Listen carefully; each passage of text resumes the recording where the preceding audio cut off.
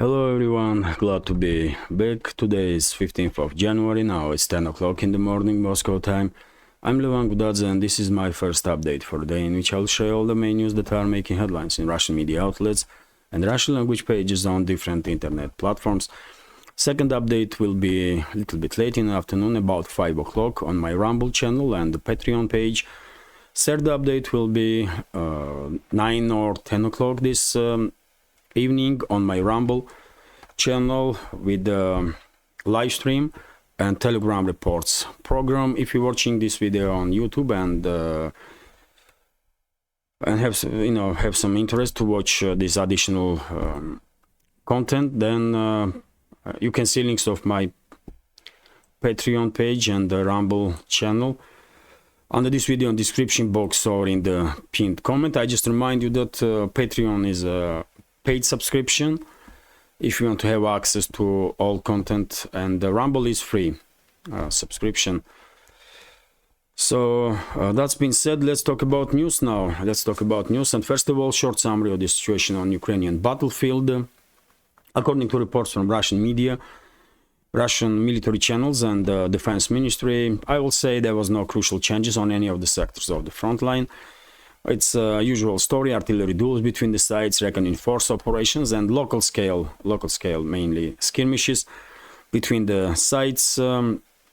Almost on daily basis, we have same hotspots in Kherson sector. It's Krinky, of course, Krinky, central part of Krinky village, where basically nothing is left from the village itself. It's just empty field at this point and some ruins. Also, Ukrainian forces have maintaining still small footholds in Oleshki, right next to Antonovsky, destroyed Antonovsky bridge and the railway bridge in Oleshki direction. Well, situation is very desperate for Ukrainian armed forces in Kherson direction, especially it was always difficult, but especially now when weather conditions are really difficult, and Ukrainian units still being sent to these suicidal missions from right bank to the left bank of the Dnieper River. Time to time, I share on my Telegram channel videos of destruction of Ukrainian units on the Dnieper River itself, on its subsidiaries, some channels between the islands, and it's those channels, by the way, under ice now. So water is freezing cold, and yesterday, for example, I did share a video on my Telegram with destruction of these Ukrainian units on the boats, and they are, I mean, it's horrible, man, it's horrible. Ukraine's general staff, of course, knows very well, at least at this point, that it's a total suicide. It's a suicidal operation and crime, basically, against Ukrainian society to continue this so-called offensive in Kherson direction. But, well, I guess Zaluzhny is not in a position to disobey orders, criminal orders from Zelensky, and they are continuing to sacrifice dozens of soldiers on daily basis in Kherson direction for no apparent reason, for no reason whatsoever. And all military channels, all experts are saying that it's a total failure and disaster what is going on for Ukrainian armed forces in Kherson sector. But Kiev regime, Zelensky and his associates, for whatever reason, still are continuing to send to certain death dozens of its militaries on daily basis. When it comes to Zaporozhye and South Donetsk sectors of the front line, main hotspots are, of course, Orekhov bridgehead. Although Russian forces did begin increasing pressure on the western side of Orekhov bridgehead in Pichikhatki, Lobkove, Stepove, and this Kaminska area.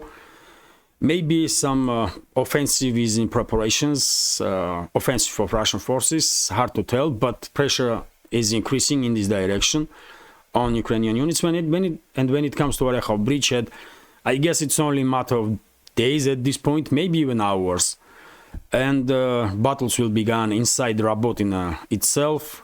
Only village, only settlement that Ukrainian armed forces managed to establish control in this direction during this so-called Ukrainian counteroffensive that began on 4th of June and failed miserably, catastrophically. And well, Russian forces are on outskirts of this village at this point. And it's only a matter of time, I guess. And even if Kiev regime don't want to withdraw from Orekhov bridgehead, they will have no other option. They have to withdraw their forces, or they will be totally destroyed in this area.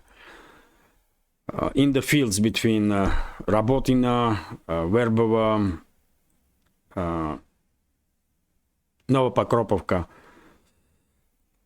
But anyway, let's continue. In South Donetsk sector of the front line, main hotspots still are Removsky salient, of course, and Novomikhailivka, although no crucial changes really.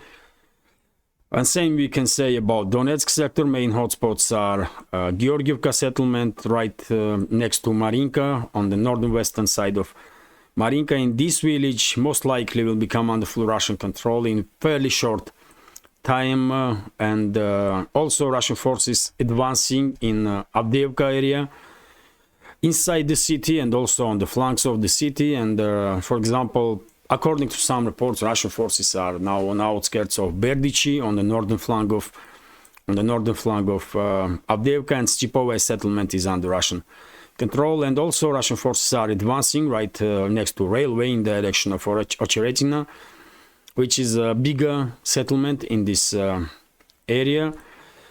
But yet again, no crucial changes. I will say no crucial changes at this point. Once Berdichi will become under full Russian control, then probably we can say that breakthrough. It's a big breakthrough. And of course, if Berdichi, if Ukrainian forces flee Berdichi, then their situation in Avdiivka and surrounding these small villages will become even more desperate, because all the roads that are connecting Avdiivka with the rest of the territory of Ukraine that is controlled by Kiev regime still will be under direct, basically, fire control.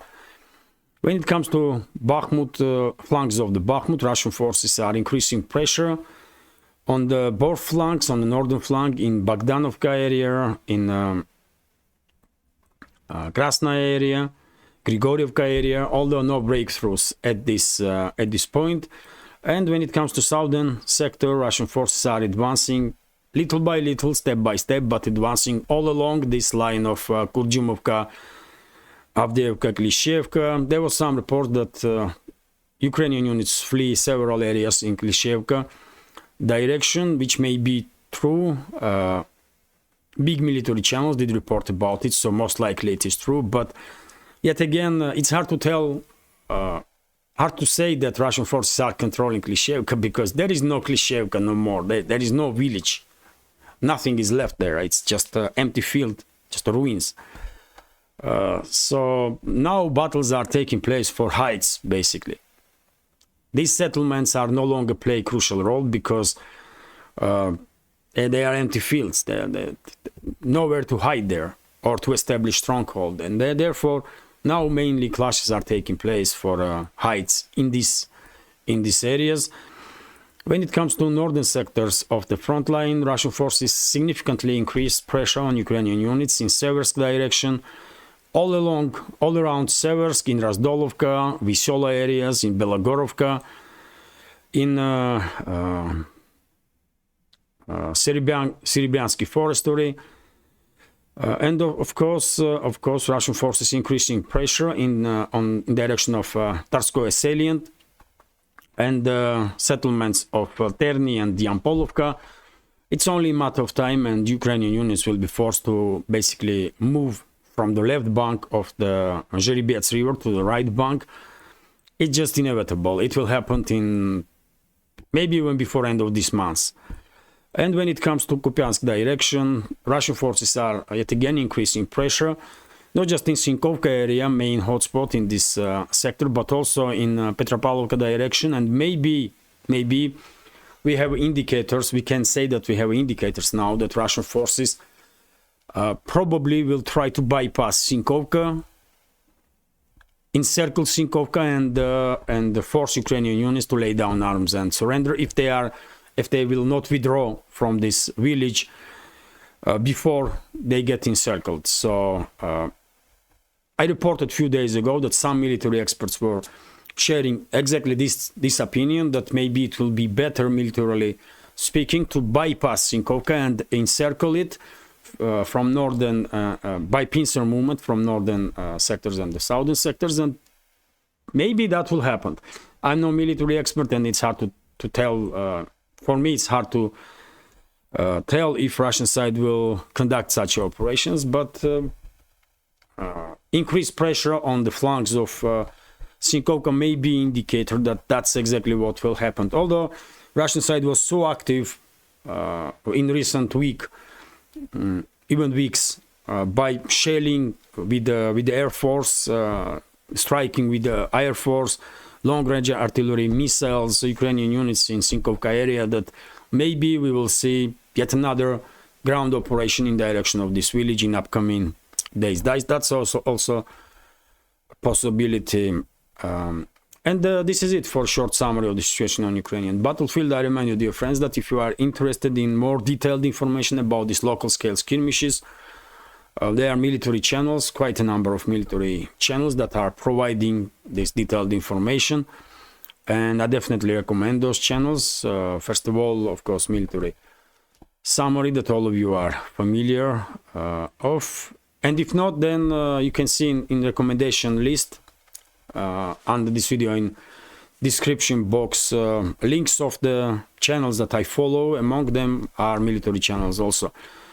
Now let's talk about some other news. And RIA Novosti is reporting that according to Russian Defense Ministry, early hours this morning, during the night time basically, Russian air defense systems shut down 3 Ukrainian missiles in direction of Kursk region, and Ukrainian units were using Tochka-U ballistic tactical missiles to conduct these strikes. Yet another attempt from Kiev regime to strike deep inside Russian territory. I would not be surprised if these Tochka-U missiles had cluster munition, cluster warheads. I would not be surprised at all, because after what Kiev regime did on New Year's Eve in Belgorod, when they shelled central parts of the city, totally civilian areas with the cluster munitions, then, you know, of course you're gonna expect anything from Kiev regime. They are capable of any crimes against humanity. And dear friend, I just mentioned Belgorod, and we have reports that Russian side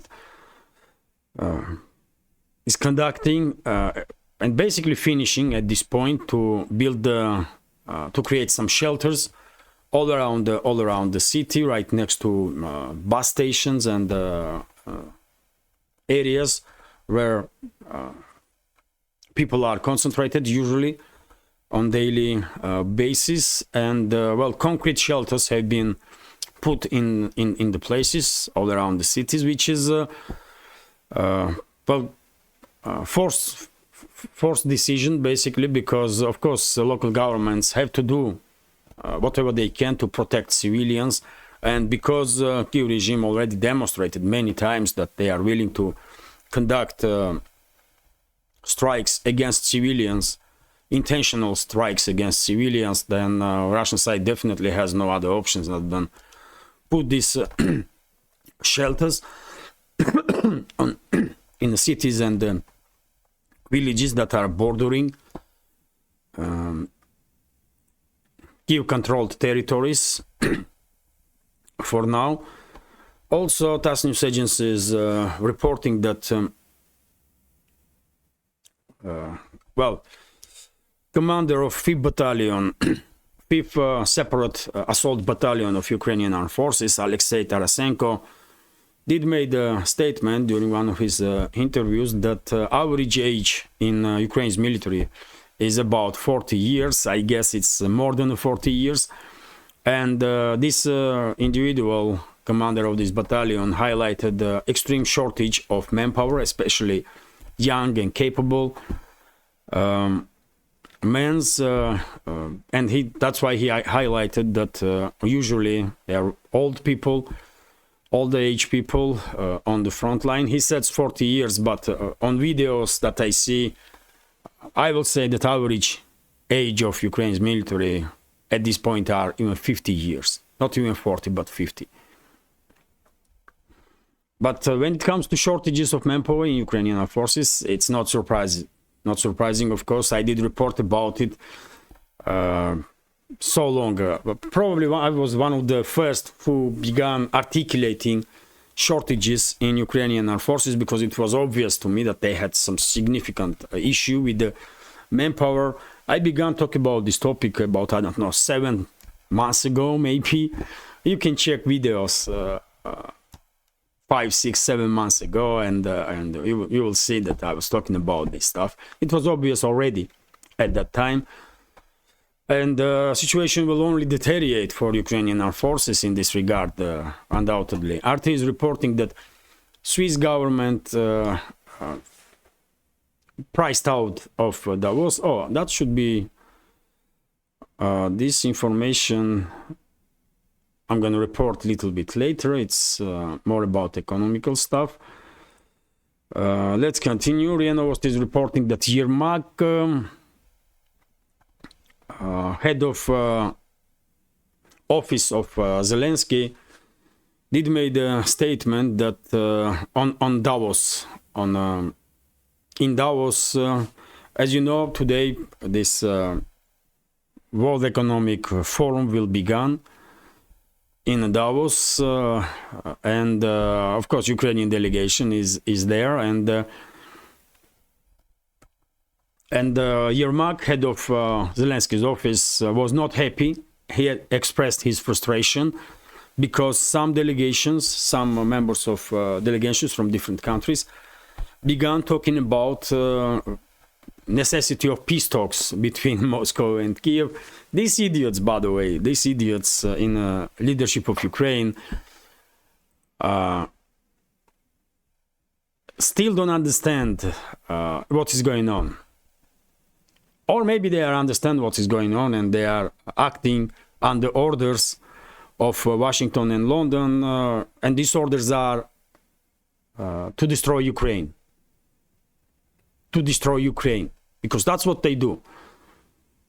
Despite the catastrophic situation for Ukrainian armed forces and for Ukraine's statehood, these idiots are openly stating that they are unhappy that some delegations are talking about peace, and they are against peace talks, basically.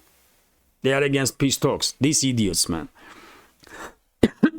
I don't think Moscow will talk to these criminals, man, anyway. But, you know, RT is reporting that Germany is unsure where its Ukraine weapons ended up. That was reported by Spiegel. What a surprise! What a surprise! Just in a few days' time, just a few days ago, we had a report from US that the Pentagon is cannot account for 44,000 different pieces of military equipment that was sent to Kiev regime, which is costs about $1 billion. Including, by the way, manpads.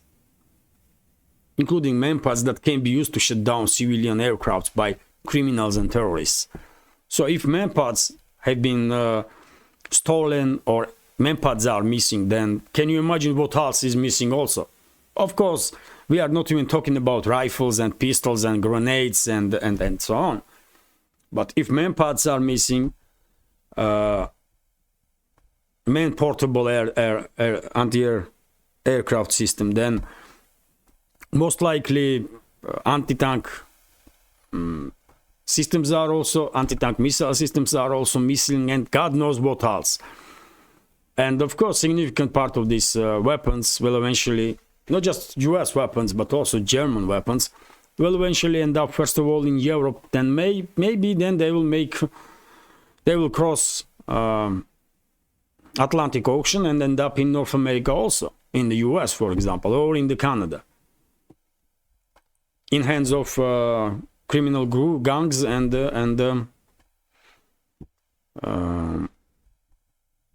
terrorists. That's a possibility, isn't it? And the Russian side was warning West about these risks, but no one did listen. RT is reporting that Poland's prime minister did make quite interesting statement that he will not tolerate any anti-Ukrainian statements from his party members, from his fellow party members. Let me read several sentences here. Quite a strange story, really. Newly installed Polish Prime Minister Donald Tusk has insisted that he won't tolerate any kind of anti-Ukrainian sentiment in the ranks of his government. Government, yes, and I guess party members also, because his government is his party members. And, well, let me give you his quote.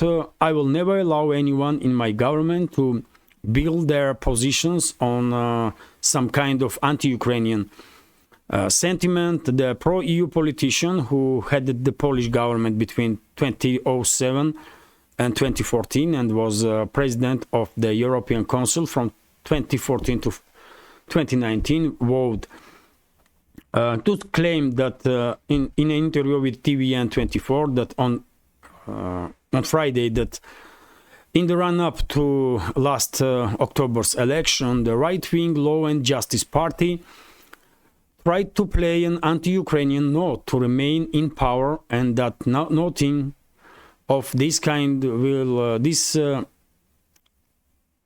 happen on his watch, and said that nothing of this kind will happen on this watch. Well. I don't know, and I don't even care what Donald Tusk gonna do to prevent any of his cabinet members to have an anti-Ukrainian stance, or not exactly anti-Ukrainian stance, but maybe pro-Polish stance, I will say. But what is interesting in this information that during the elections, some political groups in Poland were openly criticizing current policies towards Ukraine and to gain some political points. And if that's the case, then one may say that significant part of Polish society is not happy with the Polish involvement in Ukrainian crisis, and are not happy that Ukraine has receives funds from and weapons from Poland and preferences in trade, because it harms Polish citizens economically, farmers, truckers, you name it. Otherwise, if there is no base in the public, why would any politician in Poland become critical of policies of Poland or EU towards Ukraine? So that's the main information here. So Donald Tusk revealed maybe a little bit more than he was intended by making such a statement. And it's good to know that at least some part of Polish society is not necessarily happy that Poland is in support, at least formally, in full support of neo-Nazis in Kiev regime, neo-Nazis that killed 100,000 Poles during the Second World War. In the Western Ukraine, in former Polish territories. Anyway, let's continue. TASS News Agency is reporting that Australia, according to ABC media outlet, ABC News Corporation, Australia will scrap its old helicopters, MRH-90 Taiwan helicopters, although Kyiv regime did ask Canberra previously to pass these helicopters to Ukraine. But Canberra did make the right decision, in my opinion, and they're not gonna send these Taipans to Kyiv regime. They're gonna destroy them. 45 of those helicopters will be sent, and maybe already are sent, to scrapyard. Well, I can only applaud this decision of Canberra. Hopefully there will be no changes and no Australian weapons will end up in hands of those criminals, mass murderers, and terrorists in Kiev regime. And this information is also a little bit surprising, because when last time we did see some independent steps from Australia? It's a rare occasions. Australia is acting under orders of Washington, of course, and London. After all, Australia, King of United Kingdom, is formally even head of Australia also, which is crazy as hell, but it is what it is, man. Look at the flag of Australia. Everything will become clear. But whatever the case, well, good for Canberra, because, well, if they will think strategically, if they take a look at the map, they will realize that for them, good relationships with Russia may be even more strategically profitable than good relationships with US or UK, man. I'm just saying, just look at the map, man. You know, I have a huge map there on the wall. And I can clearly see that, you know, Australia is in interesting geographic location. And, well, like I'm saying, that for China and India, for Russia and India is very important to maintain very crucial to maintain strategic partnership. I will say same for in terms of Australia. For Australia, it's supposed to be crucial to maintain good relationships with India and Russia.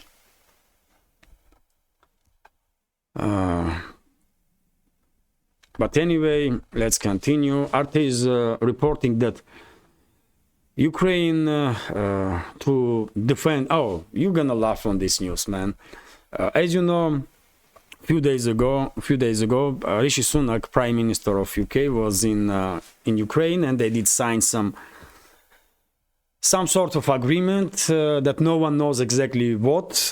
Ukrainian side is saying that it was agreement of guarantees of security. London says that it was they signed paper about assurances that UK will stand with Ukraine until this quasi-state will join NATO, and there was no guarantees provided on anything, and UK is never signed on any paper that they will send its military personnel into Ukraine or something like that. Well, let Kiev and London discuss between each other what they really sign on. But in that paper, seems like there is one point which said that Ukraine to defend United Kingdom within 24 hours if attacked. That's quite a funny sentence, isn't it? And well, I will say somewhat how should I say it, man? For UK, this is supposed to be shame that they are signing papers with some quasi-states, that those states gonna protect United Kingdom, man, if attacked. I mean, Sunak has no shame, really, isn't it? Does he has any respect for his country or his countrymen? Maybe United Kingdom is not as powerful as it used to be. Obviously, it's not as powerful as used to be. But to ask Ukraine and to sign a paper where there is written that Ukraine will defend the United Kingdom, come on, man. This is, I don't know, man. That's the level of UK's politicians, by the way. They truly don't know history, I guess, of their own country. And they have no respect for their own country. Because this is definitely shame for United Kingdom, by the way. I don't know. That's how I read it, man. That's how I read this information. Anyway. No matter how weak United Kingdom gonna become, it will still be strong enough to defend itself, I believe, or at least not to be in need of support of some quasi-failed state, man. isn't it? That cannot protect itself, for God's sake, man. Anyway, let's continue. Really, man, I mean, this is, at one hand, it's funny, but in other hand, it's disturbing that countries are signing, or prime minister in one hand and president in the other hand is signing papers that then become a topic of discussion because both sides are claiming some different stuff, what they did sign, what they did agree on. Anyway, let's continue. TASS news agency is reporting that, well, next topic is Middle East, about Middle East, and TASS news agency is reporting that Netanyahu did stated that war with Hamas will continue many more months, and this information only adds additional indicators to the point of view that Netanyahu's government and IDF are planning to force all the Palestinians out of Gaza sector, Gaza Strip, because yesterday I did report that according to high-ranking officials of Israel, including Netanyahu, by the way, IDF will not stop until they will establish control over the entire Gaza Strip, which means that in the southern Gaza Strip will happen exactly what happened in the northern Gaza Strip, where locals were forced out totally, and there probably are no civilians in the northern Gaza at this point. And if IDF plans to do exactly the same in the south, then that means that those civilians, those 2.1 million people, will be forced to go to where? Egypt, in Sinai Peninsula. And that was, I guess, a plan of Netanyahu's government from very first day. That's why they allow Hamas to attack Israel. That's it. I was saying this from very first day, and that's the case, man. I still think that that's the case. And world is watching without doing anything about it. Unfortunately, that's how weak world community really is. If there is any world community, we are seeing that now. I mean, like based on BRICS, some cooperation, some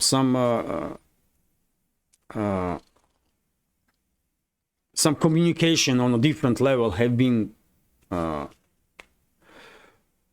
stimulated, but BRICS is just, not in a position at this point, of course, to, do much about what's going on, not just in the Middle East, but in worldwide. But there is UN, isn't it? UN that was created after the Second World War, and what UN does? What? Except some statements that we are hearing constantly from Security Council or,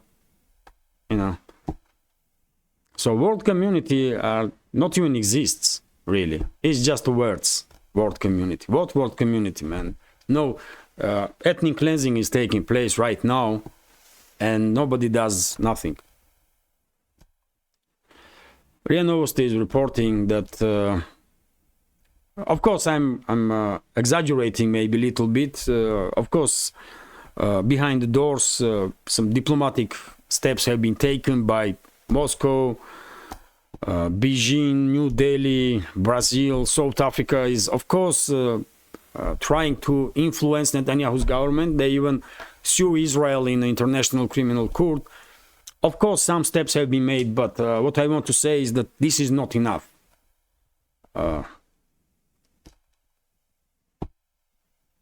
Anyway, let's continue. RIA Novosti is reporting that US military warship was attacked in the Red Sea by Houthi rebels, and according to Pentagon, cruise missile, anti-ship cruise missile was launched towards USS Lebanon, and that missile was intercepted. That missile was intercepted. Probably that's true. Missile was probably intercepted, but I guess it's only a matter of time when one of the strikes, one of the missiles or drones of Houthi rebels will reach its target, and maybe not just one, but several. And US or UK sailors gonna suffer for crazy policies of the governments, which instead of de-escalating in the Middle East, choose path of further escalation, which is crazy, isn't it? NRT is reporting that according to New York Times article, Western strikes on Houthis mostly failed in Yemen. US-led group hit almost all targets, but knocked out only about 25% of the militia's assets, military assets. The reports claims, well, I would not be sure that these strikes from US and UK knocked out even 25% of missile capabilities, let's say, or drone capabilities of Houthis, because one should always remember that Houthi rebels were fighting Saudi Arabia and United Arab Emirates for years.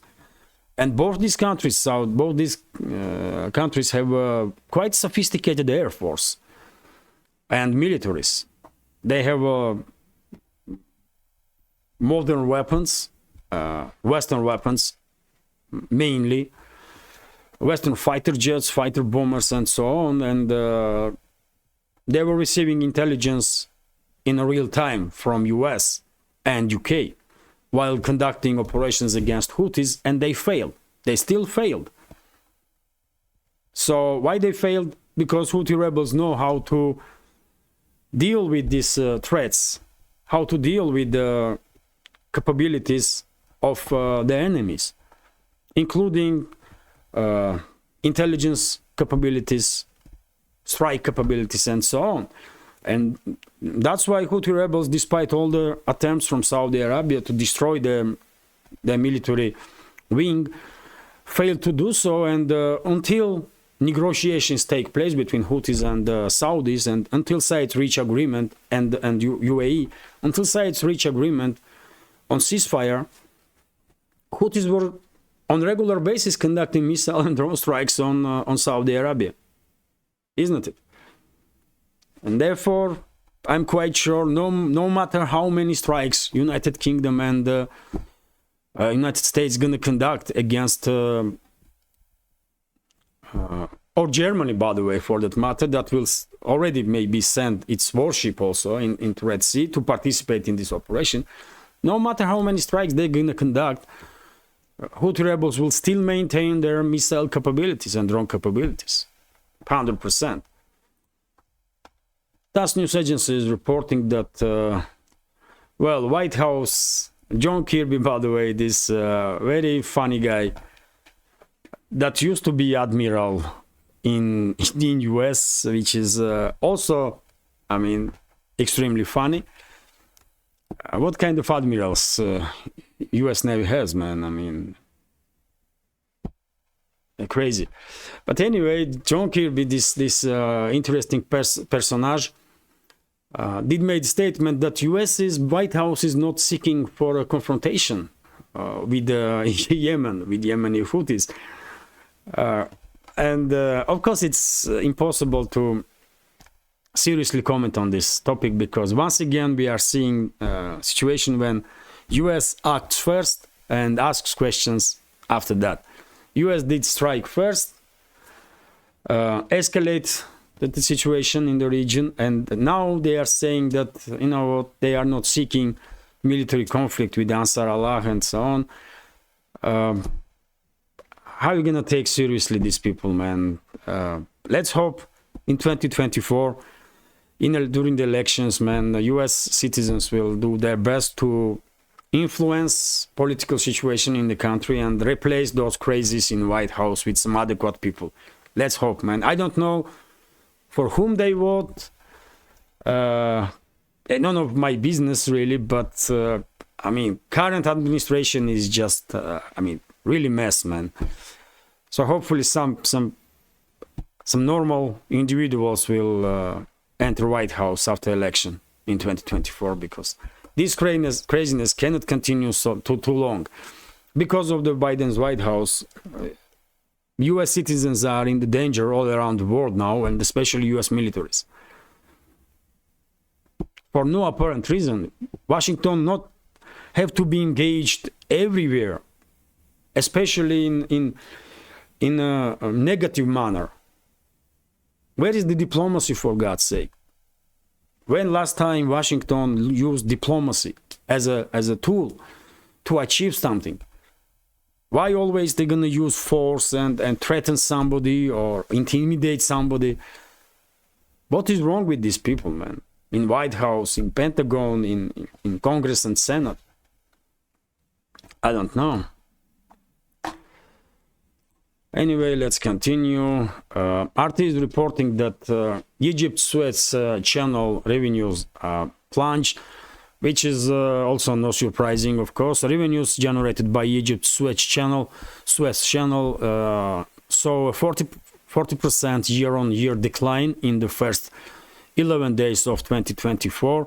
Well, that's unintended consequences of Houthi actions, obviously. But well, what you gonna do about it? Unfortunately, because of until Israel and Palestine will end hostilities, I don't think Middle East we will see any de-escalation in the Middle East or threats of regional war in the Middle East. So, and if this situation, this crisis in Red Sea continues, then not just Egypt but world economy will suffer. Already this crisis is more than a month now, and major shipping companies are diverting their transporting routes, their shipping routes, and therefore just give it a week or two and probably we'll begin seeing increasing prices on different goods, exactly because of the crisis in the Red Sea. So TASS news agency is reporting that well, delegation of US delegation of former high-ranking officials did visit Taiwan on 14th yesterday, and they had a meeting with the newly elected president of the Taiwan, who is you know, someone who is, you know, in support of Taiwanese independence, who is extremely anti-Chinese and basically puppet of Washington. And of course, China did react negatively on this development. At least Washington did not send official, high-ranking official. At least someone did realize in White House that would be too much of escalation to send official. But former officials, I mean, this is just political game. Former high-ranking officials also basically interference in internal affairs of China, because Taiwan is China, and therefore of course Beijing is not happy. What else you gonna expect? And unfortunately, I'm afraid by putting in the power in Taipei their puppet, Washington now definitely is in position to, in a better position, let's say this way, to provoke further escalation between Beijing and Taipei, and eventually even military confrontation between the sides. Unfortunately, risks that ruling class of the West will manage to provoke military conflict between Taipei and Beijing is much higher now than before these elections. Anyway, let's continue. RT is reporting that, well, according to former chief of MI6, UK's military intelligence, or foreign intelligence service, basically, Trump is a political threat to UK, which is By the way, if you ask me, this is interference in the US internal policies, internal affairs, when former high-ranking official, especially one that was chief of Secret Service, is making such statements. And I remind you that just a day or two ago, head of European Central Bank did attack Trump and said that Trump is a threat for European Union or something like that. So is it not interference in US internal affairs when, okay, this chief of Richard Derlov is a former chief of MI6, and some may say, you know what, he's not official, he can say whatever he wants. Okay, I get that, but head of European Central Bank is official, isn't it? And she's I forget her name, but she's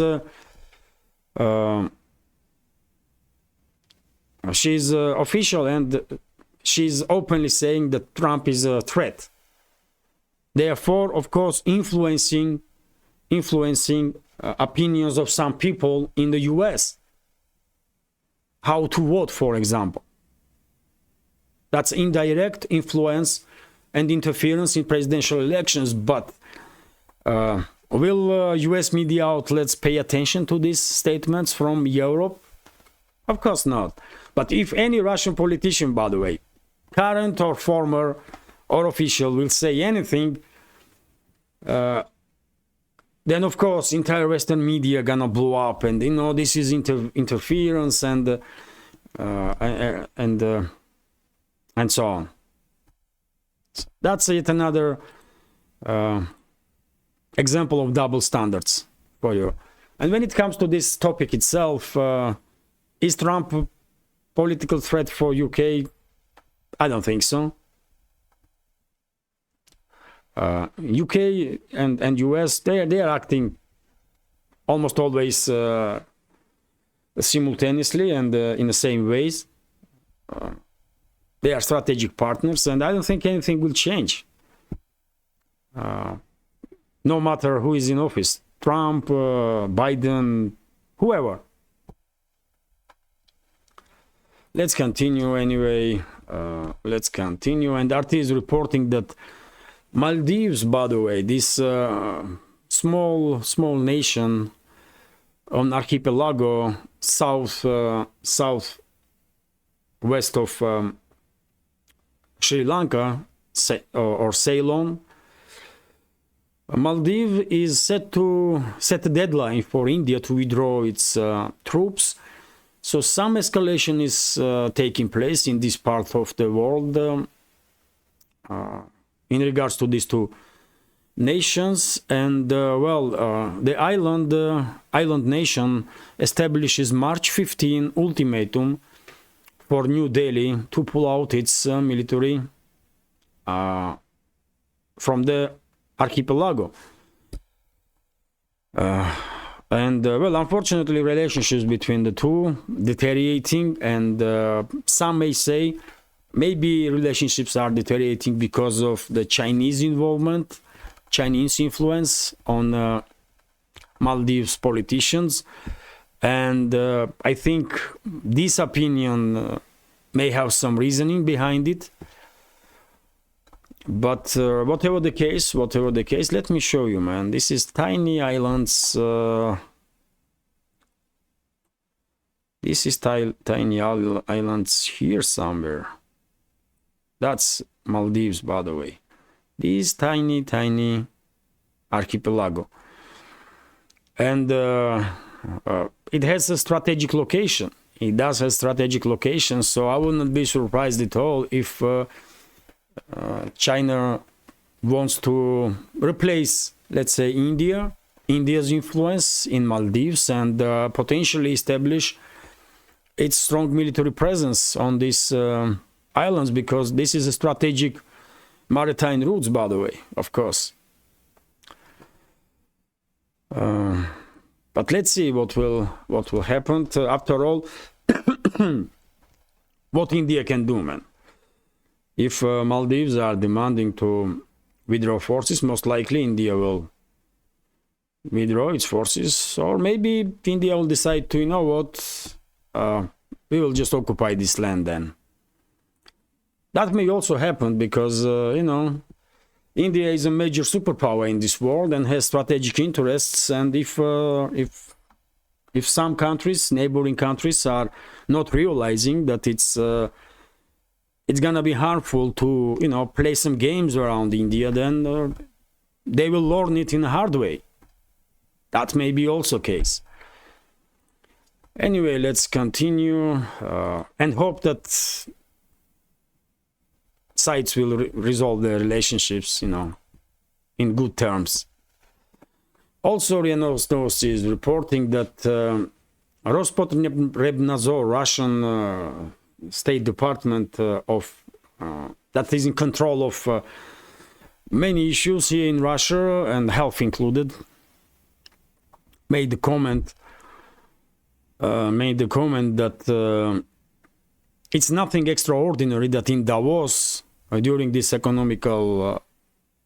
forum, World Economical Forum, one of the topics of discussion will be some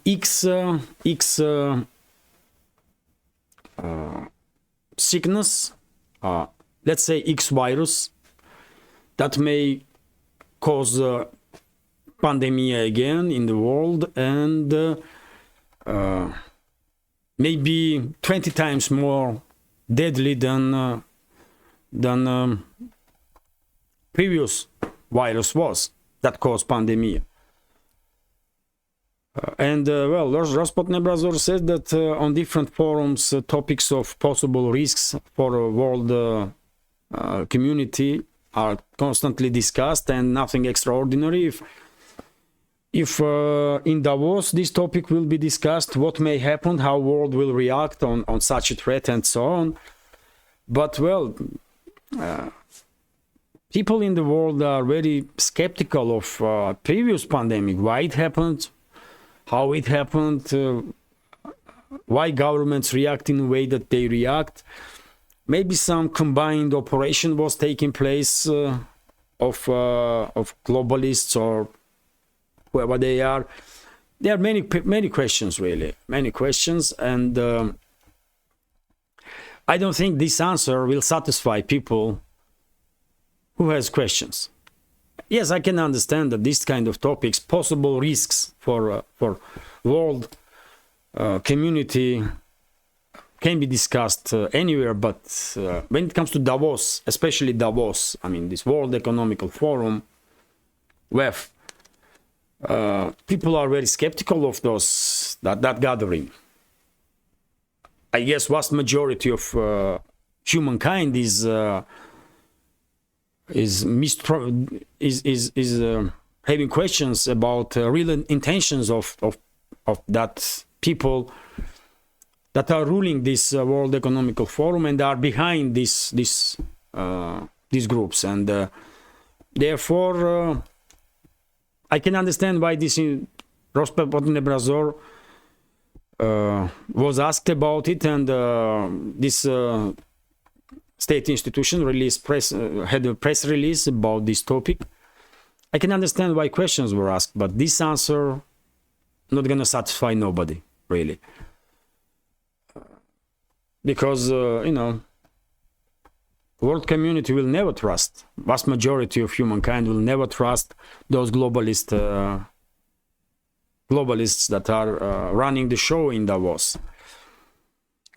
And not just in Davos, by the way, in the West in general, and also, of course, in puppet client states of the collective West. Let's continue. How long is this update, man? 54, 55 minutes. Okay, I will go through headlines and I will end this update there. TASS news agency is reporting that Putin did make statement about future developments of Russia, and he said that for Russia it's crucial to increase temps of development of far east of Russia and Arctic region, and he said that this is a future for Russia. And well, I agree with him. Of course, development of Arctic, development of Far East is definitely will play a significant role in the future development, general development of Russian Federation, especially. I mean, not especially, both directions are crucial, of course, Far East and Arctic. But when it comes to Arctic, I want to highlight importance, once again, by the way, importance of northern shipping route that Russia is actively working on, and on year-by-year terms. At this point, millions of tons of goods already have been transported from east to west and vice versa through this northern shipping route that goes right next to Russian coastline in Arctic. And this is, by the way, shortest trade route in the world between east and the west. And I believe in next 10, 15, 20 years, this route become Arctic route, northern shipping route will become a major trade route for the world. And therefore, who can disagree with Putin in this regards, who said that, you know, development of these regions are crucial for Russia's future. Of course, it is crucial. And next is quite interesting news. Russia is again a major supplier of uranium to US. Some people may ask for what reason Russia continues to supply with energy sources hostile states, but well, you know, I can understand this question is coming from, and I also have this type of questions. Sometimes I may get angry even that Russia continues to do business with the hostile states. But yet again, we should think further in the future, and of course, at some point, relationships have to become good. I mean, better between Russia and the West. I mean, it has to happen. It has to happen, and it's not normal when when Europe is in hostile terms with Russia, and when Russia has no trust towards European states, mass majority of European states. And also when it comes to US, by the way, after all, in the First World War, Russia and US were allies. In Second World War, Russia and US were allies. After all, in the struggle for independence, Russia was actively supporting US. Maybe vast majority when citizens of US don't know about it, nothing, but Russia was one of the major countries in the world who was supporting US while this new nation was struggling for its independence with the empire, with the United Kingdom. So there is a history, there is a history basement on which good relationships can be built between Russia and the Western states. And therefore, I will say, what, it may be easy if Russia will cut all the ties indefinitely.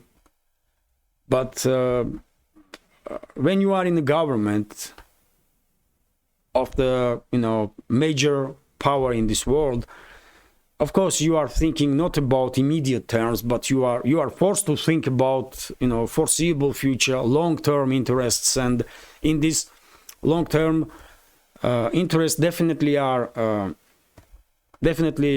if you think that way, then of course you will make decisions to harm as minimally as possible opportunities that may arise, that may be created in the future for improving relationships. I hope I'm explaining myself in a better way, in understandable way.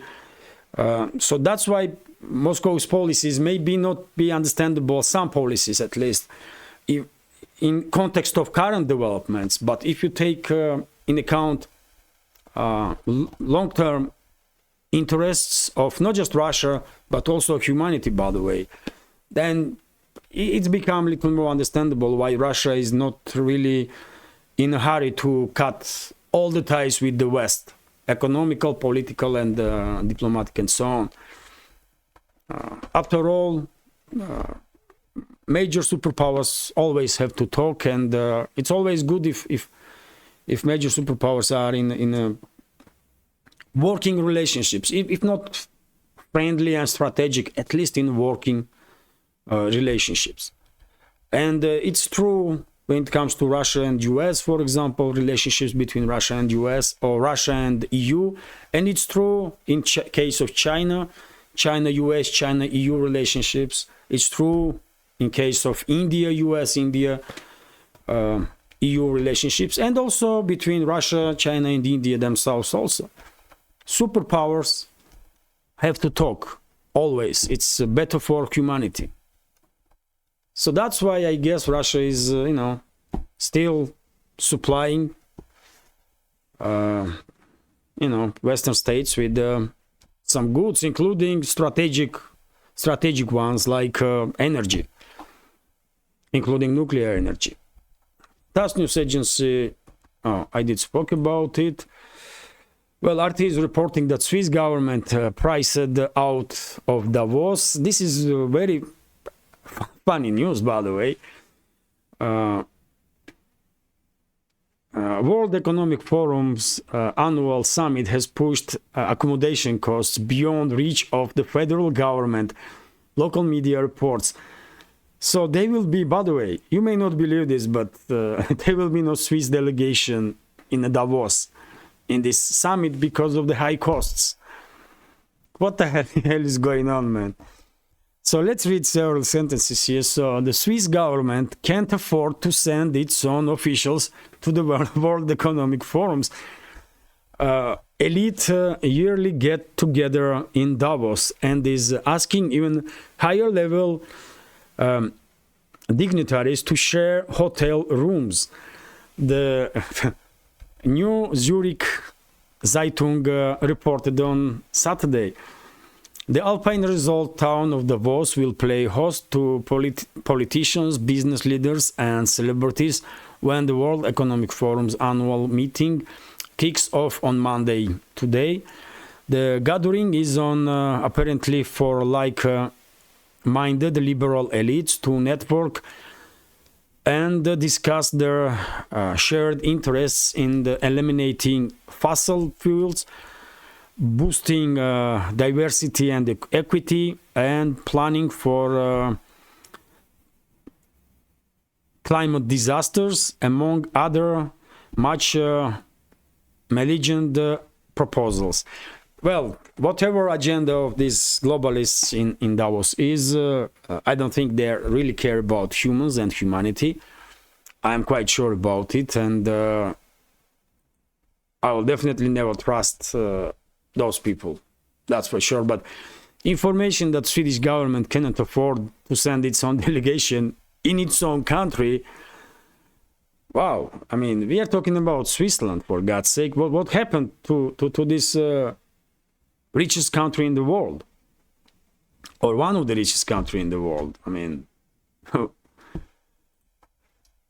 interesting. RT is reporting that China's oil imports hit all-time high. China ramped up its stockpiling of crude last year, with the imports being the previous beating previous annual records reached in 2022 as the fuel demand bounced back after COVID-19 restrictions were lifted. Chinese customs data released on Friday shows the country's oil imports surged by 11% year-on-year terms to 11.28 million barrels per day in 2023, exceeding the record of 10.81 million barrels set in 2020, when Beijing took advantage of failing oil prices to stockpile large volumes of cheap crude. well, quite understandable, this move of Beijing, because well, we all see what is going on in the Middle East, and because there is a high risk, increasingly high risk, that this escalation between Israel and Palestine, now between US, UK, and Yemen, possibly with Israel and Hezbollah, Lebanese Hezbollah, and Israel and Iran, of course, can provoke regional war in the Middle East and shut down shipping in the Persian Gulf and through the Hormuz Strait, and in that case, China will lose a major route of one of the major routes of its oil imports from Middle East, and therefore, of course, Beijing is thinking ahead and stockpiling as much oil as possible, I guess, because they know perfectly well if regional conflict will erupt and they will lose Middle Eastern energy sources, they will be basically fully dependent on Russia from that point on, from supplies of oil from Russia, oil and gas. Also from Kazakhstan, by the way. Kazakhstan is also oil producing nation, but of course Kazakhstan cannot compare in volumes with Russia. So quite understandable why. And by the way, I remind you that if shipping will be disrupted in Persian Gulf and through Hormuz Strait, Russia cannot compensate. China will lose so much volume of oil from this region that I don't think Russia will be able to compensate, increase its oil production in a level to supply China with enough oil. So therefore, China will end up in devastating situation in that case. Let's continue now, and well, this is gonna be last news for today's first update. Volcano in southwest Iceland sent lava cascading towards the fishing town of Grindavik early on Sunday, and unfortunately, yesterday evening, late evening, I did see some reports that several houses for that moment was already destroyed by this lava flow. Hopefully, of course, all people were, or all civilians were evacuated, and there was no reports about casualties on the ground. Hopefully, nature will, calm down, and no further damage will be done. But this is Iceland, by the way, a country with a huge number of active volcanoes. Wonderful country, one that, if you have opportunity, you should definitely visit. One of those countries that, you have to visit. A wonderful place, and well, let's hope there will be no more negative news from Iceland, from this country, and no damage will be done by this volcano. Although Icelanders, I guess, are well adapted to volcano activities. They live there on that island for thousands of years, so everything gonna be okay. And that's last news for today's first update. Hopefully you will find this video interesting, and if so, please click that like button, leave some commentary. It's very important, dear friends, to deal with the algorithm. It's very important videos to have as many likes as possible and as many comments as possible. And if you can, please share video with your friends on any of the platforms that you are active on. And if you think this channel, this project with several channels on YouTube, Rumble, Telegram, interesting, useful, and deserves to exist, please consider to support my work with small donations through PayPal, Buy Me a Coffee, or by subscribing to my Patreon page. You can see links under this video in the description box or in the pinned comment. This is it for now. Have a great day and take care.